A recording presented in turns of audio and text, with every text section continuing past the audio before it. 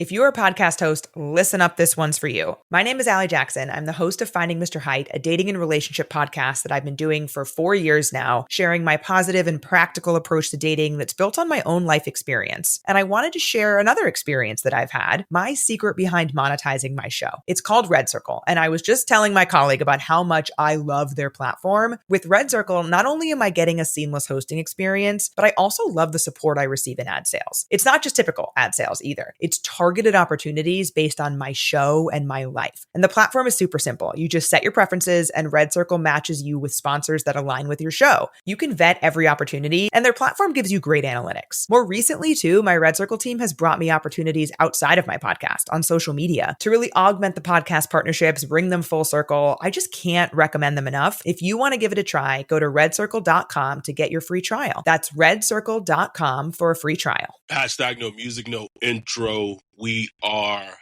back. Another episode of the Saints Block Party podcast coming at you. And we're recording this on a Wednesday night, the day before Thanksgiving, previewing Saints versus the Dolphins. The first time the Saints have played the Dolphins since 2009 in Miami, I should add. In Miami. And, okay, sorry, before we get into anything, SBP brought to you by Precious Works LLC. Adam here, joined by my guy, Wolf, a.k.a. Ryan. And the thing about this episode that's going to be very disappointing and very disheartening, it has nothing to do with anything. It's just that it's the day before Thanksgiving. It's a holiday week. There are not going to be a lot of people that listen or watch this episode because it's the day before Thanksgiving. But there was something that took place this week that the Saints were a part of that is a very important thing that we had to talk about. And Rolf almost gave my fandom up. We was about to have NFL Block Party pod. Like, Love is blind. Something, bro. I was this close. But in case you've been living under a rock, and I apologize for this, sound quality or video quality isn't what it is. I'm, again, at home visiting family in Texas and loving for the holiday week, so I don't really care. But the whole Justin Tucker situation that came out Monday, so this is Wednesday, so it came out Monday. The Saints tried out Justin Tucker and Cade York after the Blake Groupie, missing 8 field goals in the season. Eventually, Blake Groupie gets released. They end up going with Cade York, former kicker at LSU, who's now the kicker on the practice squad, which is so funny because, like, if I had like an extra roster spot before I played the Saints, bro, I would just sign Cade York to my active roster, bro. Because then they wouldn't have a kicker. But anyway, I mean, I guess technically they would have Charlie Smith, but we have to talk about the whole, I don't even know, like, the why of trying out Justin Tucker, the sexual misconduct allegations. 16. When it's just the same shit, bro. Like, I wish we could have a football podcast where most of our talkings would be football, but since we've started this podcast, we've had to talk about fucking Deshaun Watson. If they had traded for Deshaun Watson, I was out. This past summer, we had to do an episode where our dude Ramon talking about the Catholic Church pedophilia essentially going on, and now darkest episodes ever. Dark, bro, dark. And now, like, we can't even be excited about maybe getting a top 3 pick because the team isn't good. They sully it by bringing in Justin Tucker. It's just, I'm tired, Brian. I'm so fucking tired. I'm tired, man. I'm tired. I don't know how much of it I have in me, bro. I'm exhausted. It's just like, it's the whys that I don't get. Like, why? Why even do that? Why? Like, and this is not to excuse it, like, because even going after Watson was horrible. Like, I talked about it ad nauseum. But I can at least understand it from a QB thirst. I need a QB and I don't care what I'm going to do. Still don't agree with it. Wouldn't do it. but I could put myself in the okay. Like I could see a team just being mad thirsty and looking past some things, even though it's disgusting. But a washed up kicker who wasn't even good before all these allegations popped up. And you got to deal with literally a horrible person. Horrible person. It's coming off like a 10-game suspension. It got suspended by the league. Like, you know what I'm saying? Like, so the league did their investigation and found enough to be like, yeah, you got to have a seat. And you go after him like you the first bite at the apple. The first team, though. First bite at the apple. You're that team. I don't get it. I don't understand it. Like who makes that decision? And now you got Kelly Moore standing up there catching bullets about it, asking, got to answer questions about him, and he the big boy. He gotta get up there and answer. But it's like, why even put yourself in that position? Like, why even do that? Before we even get to the morality of it, like, why even do that? Even from a business standpoint, like from it's a just PR standpoint, just bad business. Like, God, Saints, Jesus, what are y'all doing, man? What y'all doing on the field? What y'all doing off the field? It's just. Our dude Wesley in the chat said, "Why can't they just be a normal shitty team? Why is it always like this?" Normal shitty.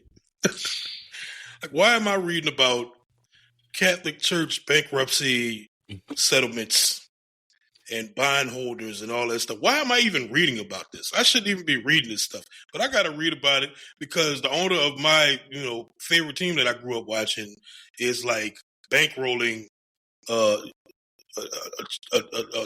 child abuse farm. You know what I'm saying?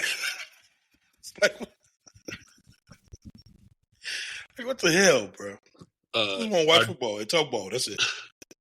Mark said, talking about Kellen Moore in the presser when shout out to Catherine Terrell and Matt Paris for like lighting up Kellen Moore. Said Tucker had an quote unquote unfortunate experience. That's what Kellen Moore said on Monday, bro.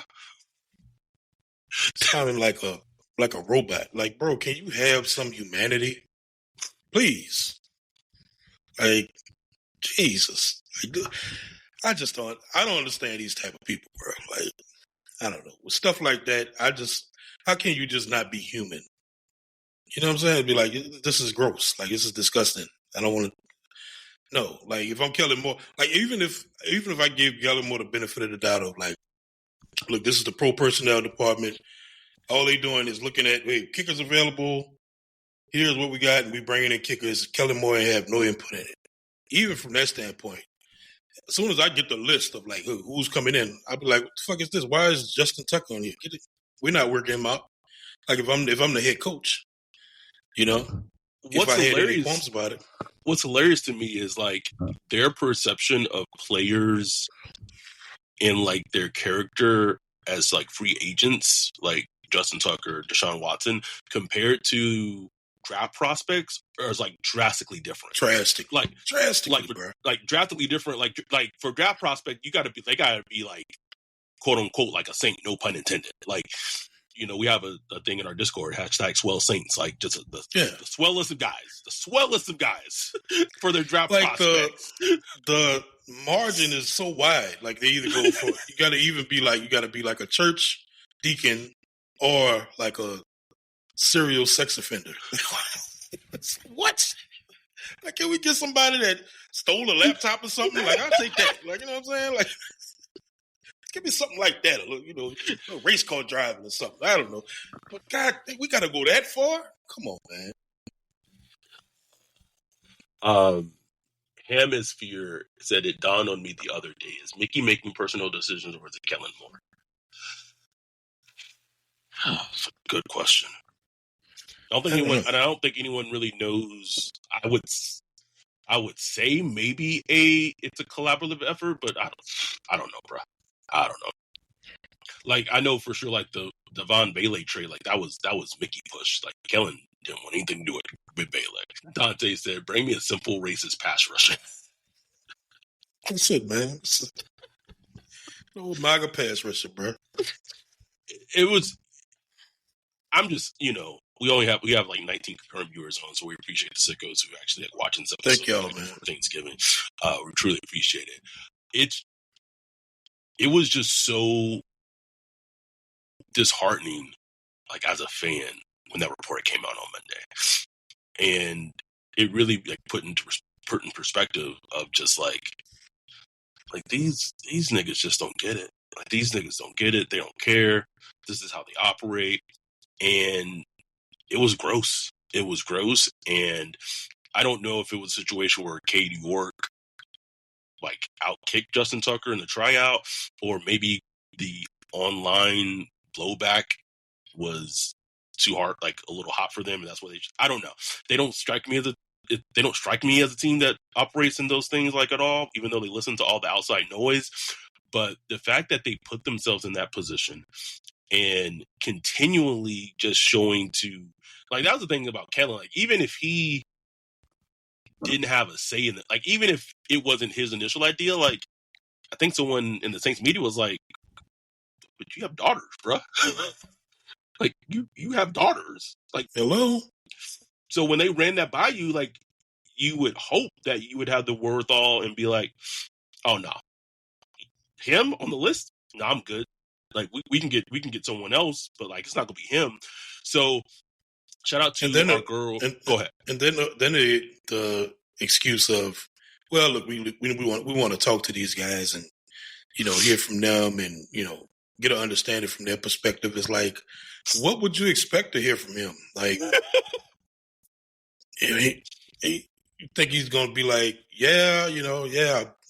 rub my genitals on these women. Like, what do you expect him to say? He's going to deny. He's going to act like he did nothing wrong. It's like, I mean, the information is out there. Contact NFL security. They'll tell you what it's like. Just stop it. Stop the bullshit, bro. Stop it. And let me, I can say this on the pod.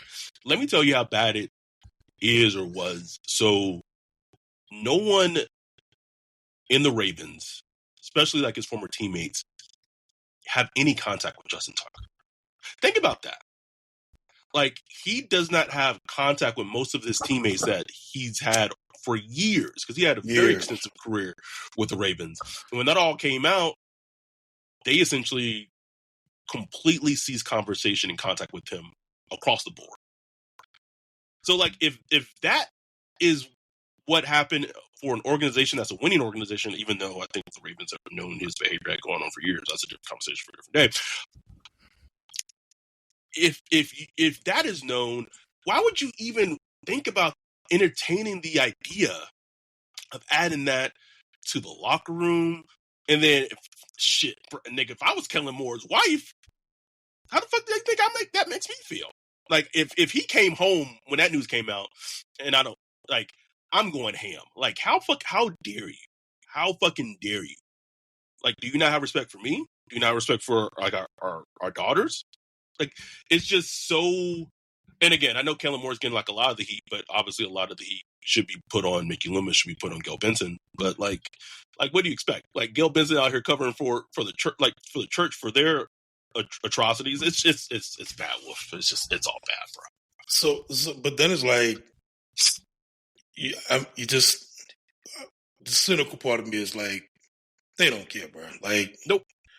Once you get into big business, whether it's sports, corporate America, politics, or whatever, bro, like, they don't care, man. Like, they just don't care at the end of the day. You know what I'm saying? Even some of the wives, you saw Jimmy Haslam wife, and all that. Like, we saw, like, they'll put all that to the back burner if it means winning. But the only thing about this one is, like, this ain't got nothing to do with winning. Like, you doing what? You doing that? Like, what are you? Not saying that it's like a time to risk it at all, but you're really putting yourself out there for fucking Justin Tucker, and you won 2 fucking games in the season, 2 games, and let's bring in Justin Tucker. Okay. Right. Anyhow, they signed Cade York, and He might just be as erratic as Groupie is. But you know what? That's okay because we working towards the goal anyway. Hey, We working towards the goal. take us to our king. Please. Anyhow, we'd be remiss if we didn't talk about the situation at the top of the podcast. Like I said, it's a little sad and disappointing that like this is an episode that we know isn't going to get a lot of listens or views just because of when we're recording it, but it is what it is. We had to put it out there. And it's very like the reaction that came out for this news is almost identical to the reaction of the Deshaun Watson news. Like from some people on Twitter, it's mostly Twitter. And I blocked numerous people, not as many as I did for Watson, but I blocked numerous people this week of the whole like, well, they're just allegations. Like shut the fuck up. Shut the fuck up. And people saying that it's like fake outrage. Oh, don't get me started with that. Like just because you don't care, like, doesn't mean everyone else shouldn't care or doesn't care. You know what I'm saying? Like, just because you don't have any kind of moral compass or anything, so you can't project that on everybody else, bro. You know what I'm saying? That's you. Like that's a you problem. Yes, that shit is gross, bro. I don't want to root for that. I don't want to root for my team rooting for that. You know what I'm saying? Like, I saw it. I saw all the tweets. I was just like, oh, here we go again. You know, it's like, yo, that bankrupt. Damn. Stinking broke. Anyhow, let's take our first break. Let's do a little palate cleanser, and we'll come back, talk actual football, Saints Dolphins after the break.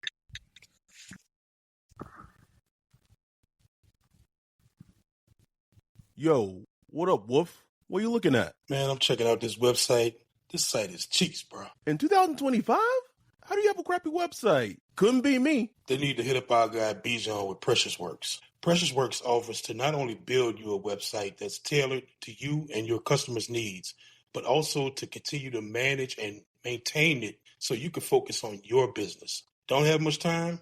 Precious Works is just what you need. No out-of-the-box stuff like Squarespace or Wix. Precious Works will create a site for you. You won't have to worry about plug-in updates, security, or things like that because Precious Works will maintain all of that and be available to you 24/7. Bijan set up Saints Block Party Podcast website for us a few years ago and hit it out the park. He also keeps it up to date and helps us anytime we want to add something new like a form or the prospect matching tool that we did for the NFL draft. It's like having your own personal developer just a text or a call away. Precious Works has worked with everyone from small businesses to large firms, so no job is too big or too small. If you're in the need of a website or you currently have one, but you want to upgrade it, give Bijan a holler at Precious Works. You can get with him at Bijan at Precious Works, BIJON at precious.works, or go to precious.works for his website. Make sure to tell him Saints Block Party sent you. We are back. Our dude Wesley asked in the chat, York had a pretty good year for the Bengals last year, right? Yeah, I think he had a pretty decent year for the Bengals after Evan McPherson got injured. Yeah, apparently he closed the year out pretty well. So we'll see. Will they even get into? I mean, they get into the red zone. Oh yeah, they all right between the 20s, bro. Shit there. Let's talk about Saints Dolphins. This game is so funny because it was one of those games at the beginning of the season. It was like, oh, Saints gonna beat the Dolphins. The Dolphins, right? The Saints right now, not like the morale in the locker room, but the Saints right now feel how the Dolphins were a couple of weeks ago. Yeah, where like everything was just not going well, like just a gross feeling around it. The Dolphins been able to turn it around. And Mike Daniels, I think they won 4 games. And they beat the Bills on a big upset. They won last week too, I believe. So they got 4 wins, and they're playing hard. And honestly, with the weapons and kind of, it feels like it's a hard game to pick for the Saints to win. Yeah, man, it's hard. But I will say, like, the Dolphins' offense hasn't been like great. They're all streaky. They can move the ball and put up some points sometime. Arcane can pop some out when you want, every now and then.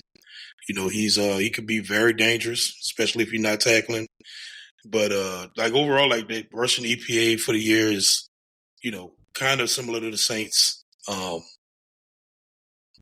Quick passing game, Tua getting that ball out. I think they lead the league in time to throw. So they get the ball out super quick. So don't expect to pass. But they lead the ball, but they get sacked a lot, which is weird. You know what I'm saying? It's like, that is weird. But that's Tua. Like that's the Tua experience. It is. You know what I'm saying? So it's a weird game, bro, because Tua is one of those funky quarterbacks that, he could leave you in the game. Like you mess around but just the way this Saints been looking, bro. Like, oh my God. It's hard to pick them to win almost any game, man, even against the Dolphins.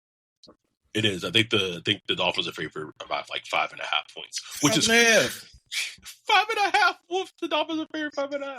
Like, part of me a little bit understands it with Achane, Ollie Gordon, but that's still a high number, like 5.5.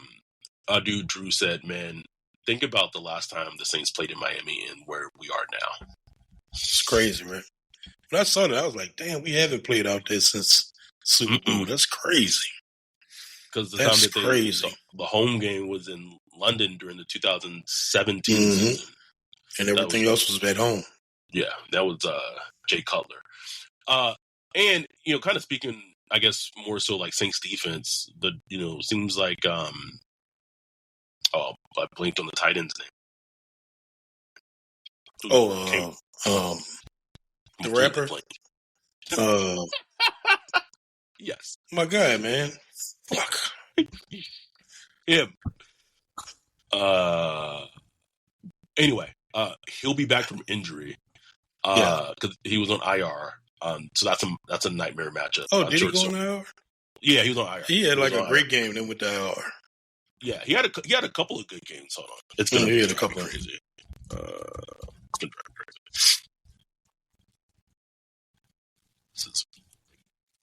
Darren Waller. It was Darren Waller. Darren. So Darren Waller seems like he should be back for this game. And as a Saints fan, defensively, like Jalen Waddle. The Dolphins, while they don't hold the ball long and throw a lot of deep shots, like their run after catch and everything of that is what they do very well. And depending on what Saints defense you get, that's a roller coaster in terms of like how that's going to go. Man, I just picture Tua tearing them 10-yard cushions up, bro, all day. Just pew, pew, pew. left, right, over and over down the field. With some runs with like I could just see the death by 1,000 cuts over and over and over. But just gotta hope because he'll make some mistakes. He'll make you some mistakes. He'll give some away. Saints defense will have to play. They will need to switch things up coverage wise, post snap.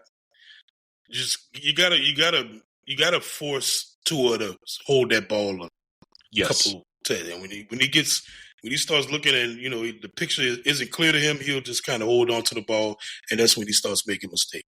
If you let him get in rhythm and be able to pre-diagnose everything, he just gonna march him down the field, tear your ass up. And I will say this for the pass rush, Chase Young's played extremely well since he's come back from injury. Don't know what happened to Big Creep Carl Granison. No idea. Someone, I think the stat came out that he hasn't had a sack since the Bills. Bills came, bro. Where are you, bro? That was pre-quarterback change, bro. You know how many news cycles that is? I just remember, anyhow. But the Dolphins' offensive line is not very good. But here's how this game just comes down to is that it felt like Raheem Morris cooked, him and Jeff Fulbrook cooked Kellen Moore a little bit, quite a bit, last week against the Falcons. And so now look at this matchup going against the Dolphins. It's going to be Mike McDaniel and essentially Anthony Weaver, who calls the defense for the Dolphins, going against Kellen Moore and Brandon Staley. And Weaver come and get some revenge, boy. That's right. Or use me as a DIE interview. I got something for you. And the Dolphins defense, even though they traded Jalen Phillips and what have you, they kind of stabilized over the season. They were awful to start the season. They were awful bad. But they've stabilized and have been playing a lot better. Anything else when you think about the Dolphins offense going against the Saints defense? Nah, man, that's pretty much it. Like, stop the running game, stop Waddle, force Tua to hold on to the ball longer than he wants to. I think that'll be the key to success. Saints defense is like, it is what it is. They're not great, but they can disrupt some things. You know what I'm saying? They also, they got a pick six last week. They can send some funky blitzes every now and then. Like, that Zoom was dying laughing when Stallberg came in on a blitz, just jumped over Kirk, then got up, then sacked him. Most Saints shit ever, bro. Actually, the most Saints shit would have been jumped over, missed a sack, and Kirk Cousins threw for a touchdown. That would have been the most Saints shit over, bro. But it was still very Saintsy in the moment. Very, very Saintsy. It was, man. But the Saints defense, they should be able to, like, the Dolphins offense is just not what it was. I mean, Tariq Hill gone, and he wasn't, what he used to be anyway. Like, this defense, this offense, it's not very hard to diagnose. It's just all about speed and timing. It's basically what Kellen Moore tries to run. Like, it's a speed timing offense. So if you could disrupt that, throw off that timing, you should be all right. And just, clinch up in the red zone and, just try not to let them put up a bunch of points. What the Saints defense, for the most part, has been pretty good at doing. Now, late in games, they kind of let one go. Like, they let one go last week, late in the game with a deep throw from Kirk. But for most of the games, they're able to kind of keep teams out of the end zone. They are. We have a question. Alfred Andrews with the $4.99 super chat. Appreciate you. Thank you. After the all 22, how much you put on Kellen and how much you put on the team just being sorry and not running the play how it was designed? Man, I think about that a lot, man.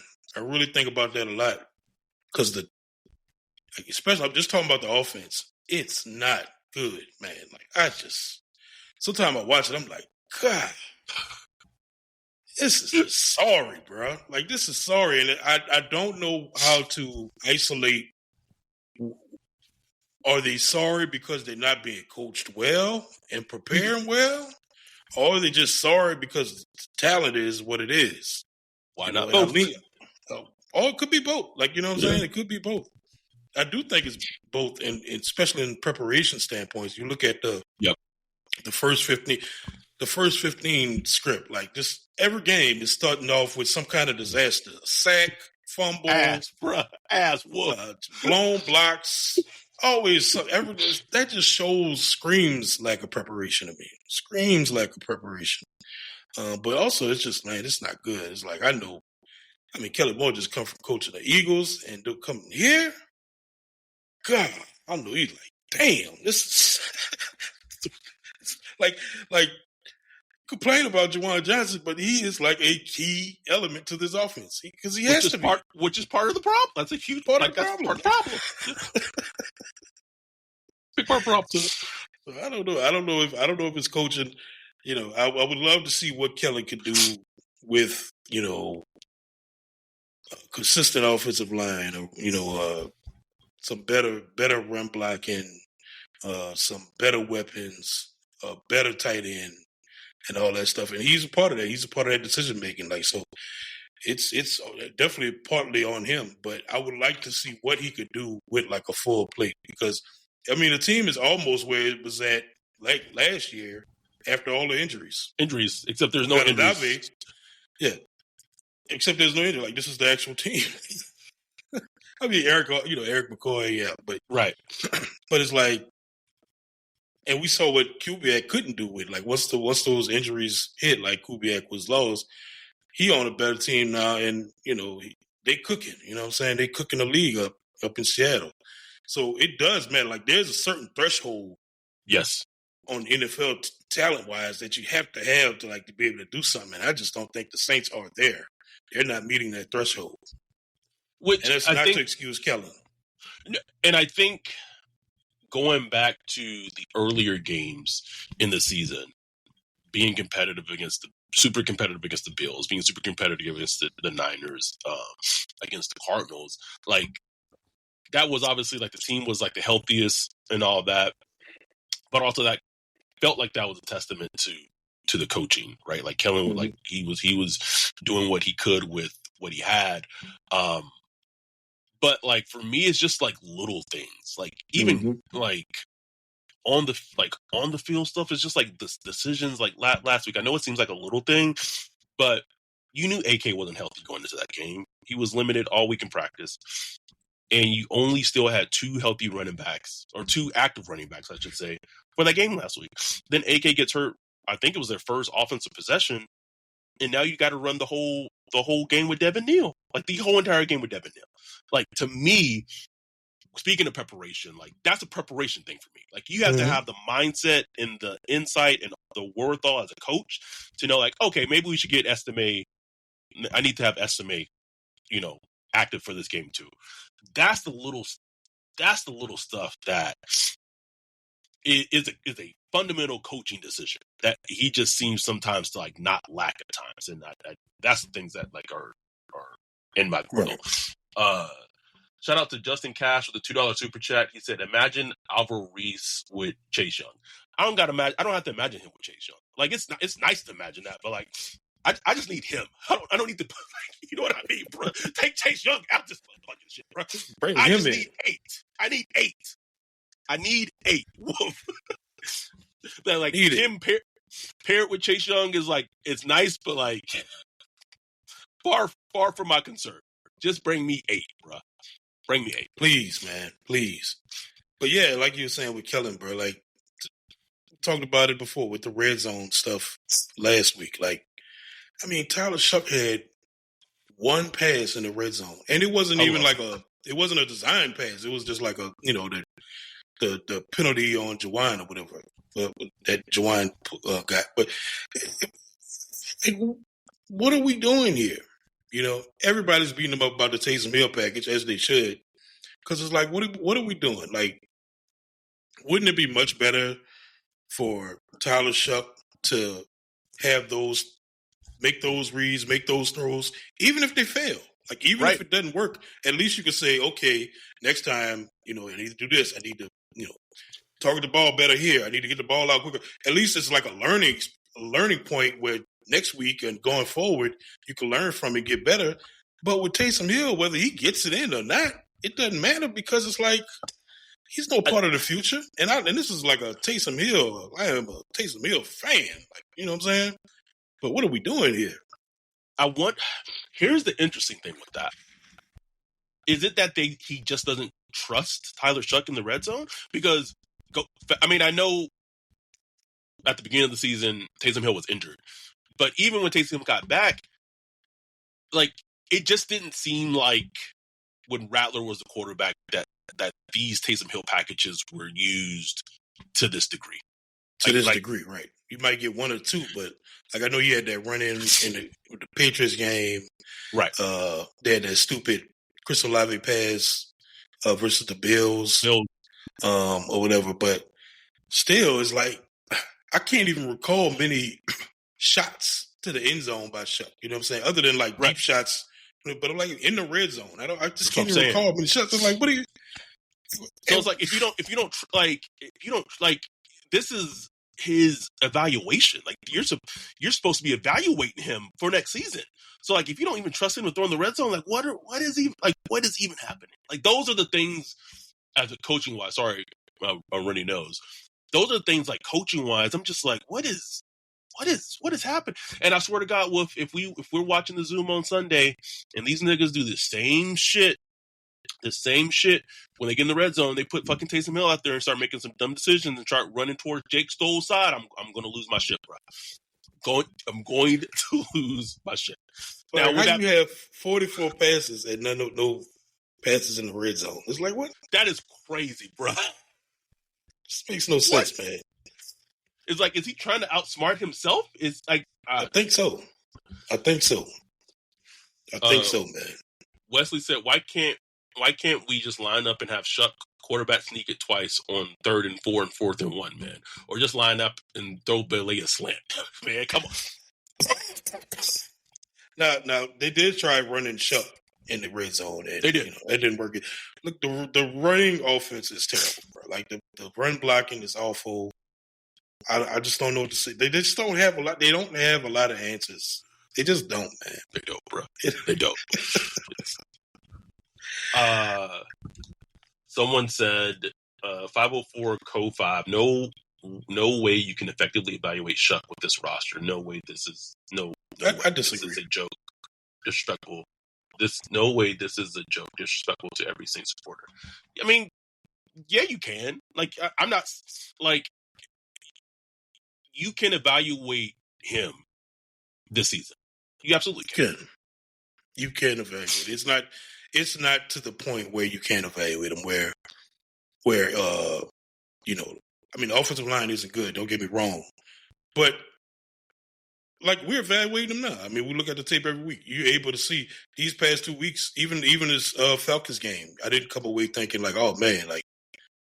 Shuck didn't stand a chance. Like he had chances. Yep. Some of it's play calling, some of it's lack of talent, but you can still see the throws. You can still see how he handles the pocket, manages the pocket, and stuff like that.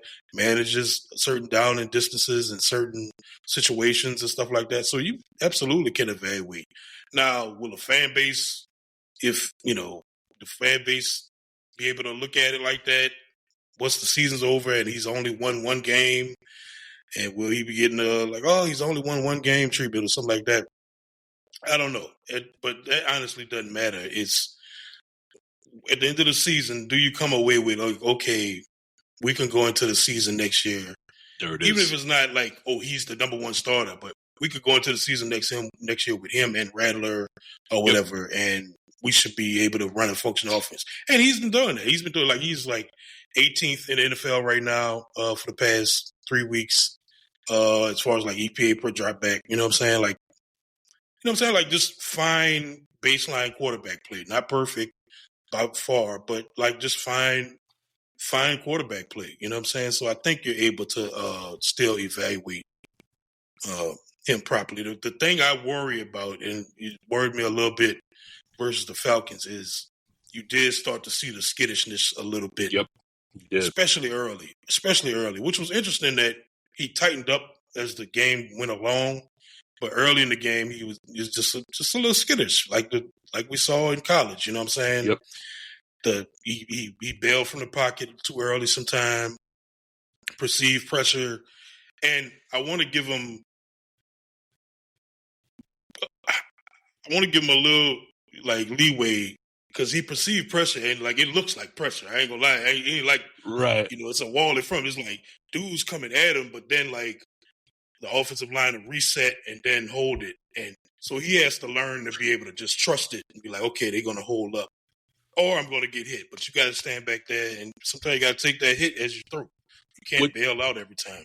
What's interesting is that some of Rattler from last season, when he coming into this season, it was one of his biggest things he wanted to work on, because he said that he bailed from the pocket too soon. He sure did.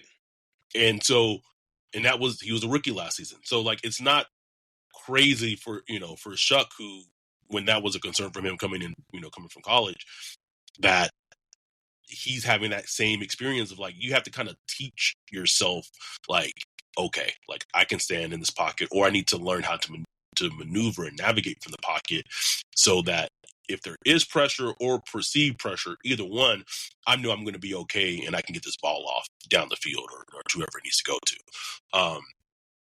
Let's take a break. We'll actually break down Saints offense against the Dolphins defense to close it out right after this break.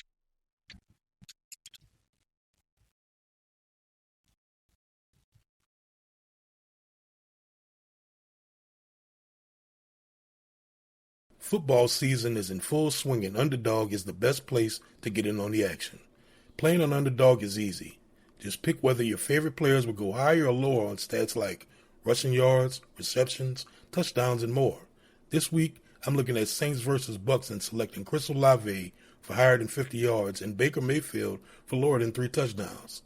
Download the app today. Sign up with promo code Block Party to score $100 in bonus funds or bonus entries when you play your first $5. That's promo code Block Party. Underdog.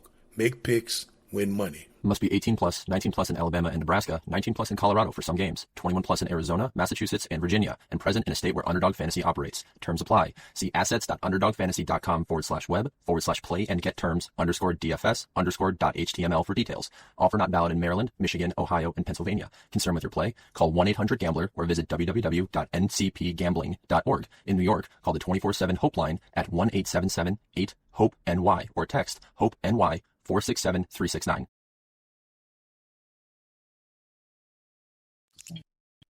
We are back. Debo the God 3277. Thank you for the 199 super chat. Said Thank you. York's numbers are bad too, and we don't have talent. Hashtag either way we win. Period. I'm good, bro. Like okay. I'm well aware that they don't have talent. But when you talk about like thinking about this Saints offense, it's probably gonna be missing Alvin Kamara. So they're probably going to have a backfield of Devin Neal and Estime and Taysom, I guess. Going against this Dolphins defense, thoughts and impressions when you kind of think about that matchup against like kind of everything that the Saints offense, can and hopefully will do against the Dolphins defense. I think I saw somewhere where like the Dolphins corners or the Dolphins secondary is allowed like the least yards to wide receivers specifically. Interesting. So that's an interesting matchup to see how they do, because pretty much it's Chris Olave and that's it, bro. Like that's it, bro.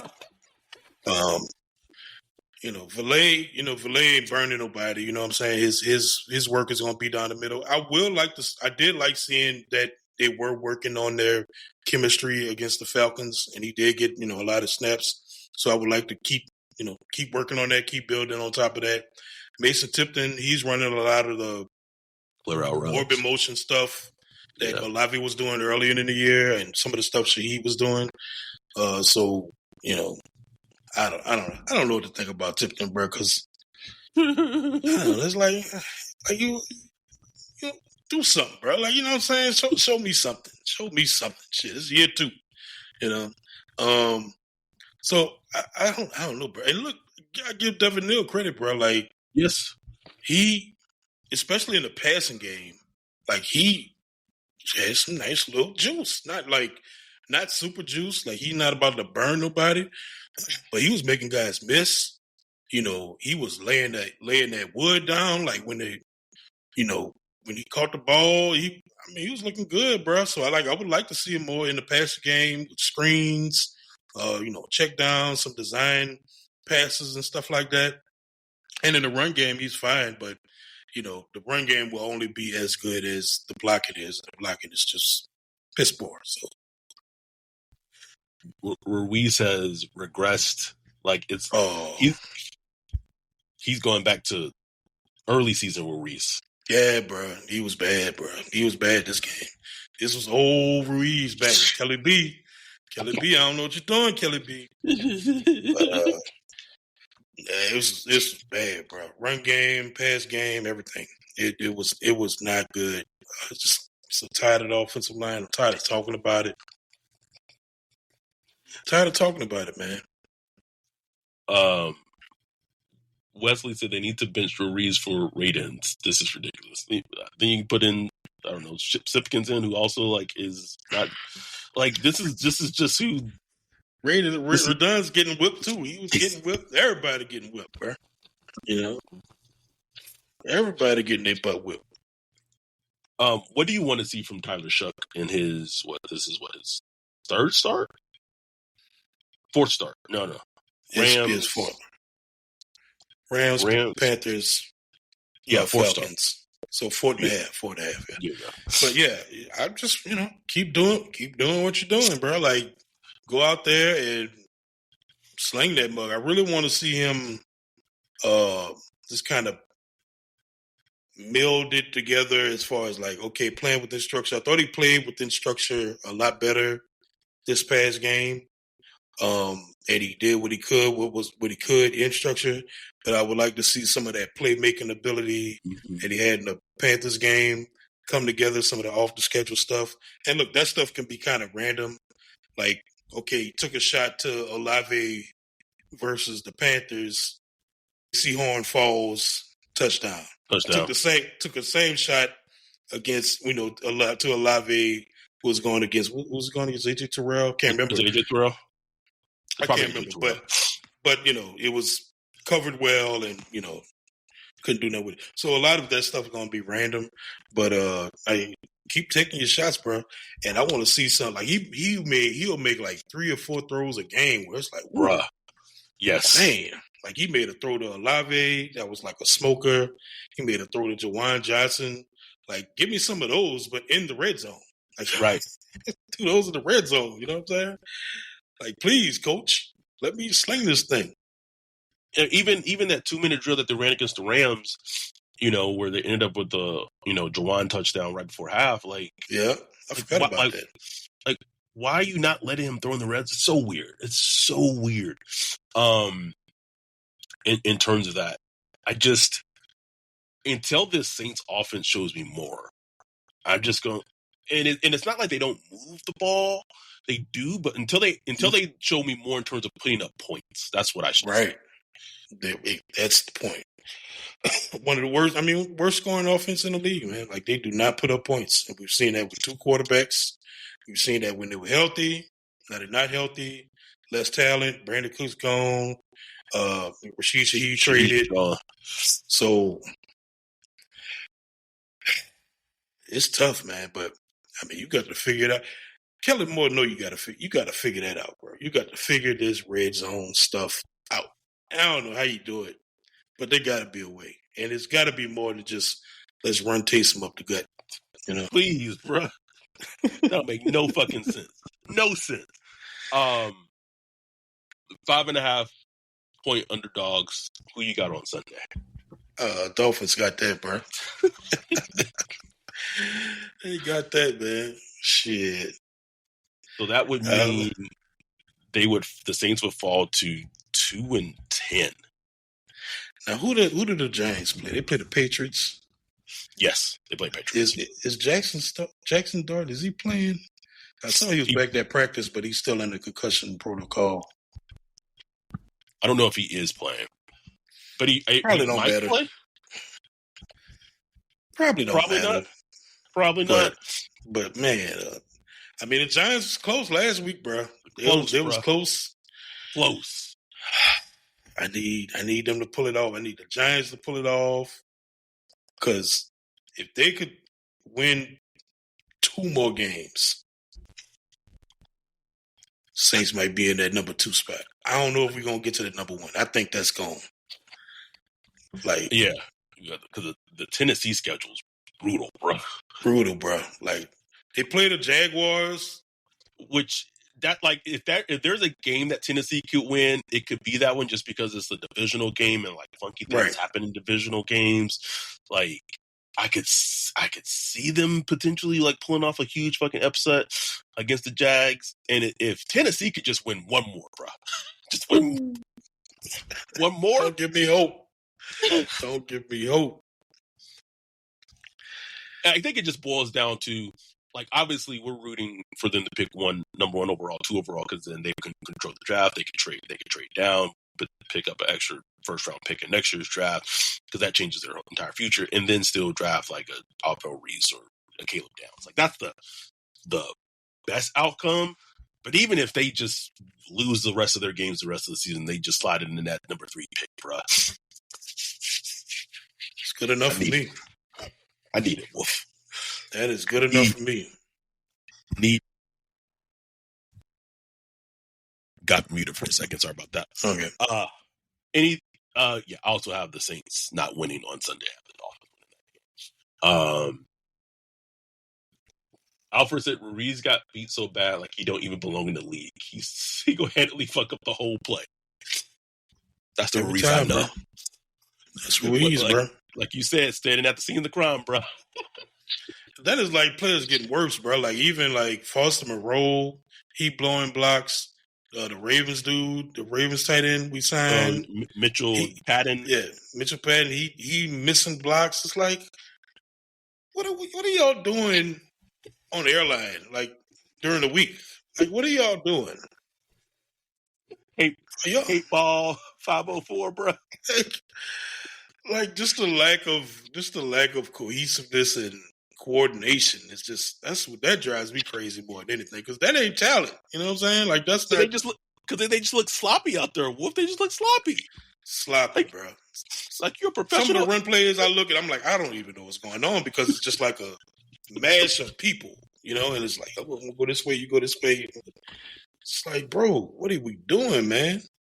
Now, what's interesting, just kind of random, I did notice that most of the Dolphins' runs are out to the outside. So it's going to be interesting to see how the Saints defense blocked that up. I forgot to mention that earlier. But so not a lot of inside runs. So yeah, so the Saints defensively on the edges are going to get tested. Yeah. So to me, knowing this would be a game. If I'm the Saints, if I'm Brandon Staley, I'll say maybe I want to use Danny Stutzman a little more. Maybe I want to use Stahl. Thank you. Thank you. That sideline speed. Because if you're relying on DeMario and Pete to help you contain Achane on the outside, good luck. Good luck. Anyhow, we appreciate all the sickos who joined us on a episode the day before Thanksgiving. Also, I didn't do this earlier in the week, but I did want to just give our condolences to our guy Dash and his family. Dash's stepfather passed away recently. Much love, Dash. So, we love you, brother. Stay in there. If you need anything from us, reach out to us. You're like family, so we appreciate you, man. So we're here if you need us. Everyone who's listening to this episode, watching this episode, no matter when you're listening or watching, like, have a good Thanksgiving. Like, be around your loved ones, your friends, the ones that just take up that emotional capacity in your heart, and enjoy the fun and the moments, because ultimately that's what it's all about. It's just creating fun and moments. I have my entire family here in Texas with me in Lubbock, and so we're going to enjoy this rest of the week. You can head back home on Friday, but moments are important, so enjoy those. And like Wesley said, there are some good football games tomorrow. Yeah, there are some good ones. Also thankful for for Adam, for this podcast, and y'all, man. Everybody that tunes in, checks us out, subscribes, hits the like button, our Patreons, our YouTube members, everybody that mess with us, man. We really appreciate it, bro. Like, I really, really am thankful for all our audience members and fans that really consume our product. For sure. So we'll be back on Sunday. The live stream will be up on YouTube. If you're a Patreon, you can hop in the Zoom, be a part of the live stream. There's no better way to watch Saints games anymore. Like, it's really the only way. It's the best way, man. We just spend most of the game just laughing, just diabolically laughing all the time with this team. But we appreciate y'all. We love y'all. With that, we are out, and happy Thanksgiving. Happy Thanksgiving. Peace.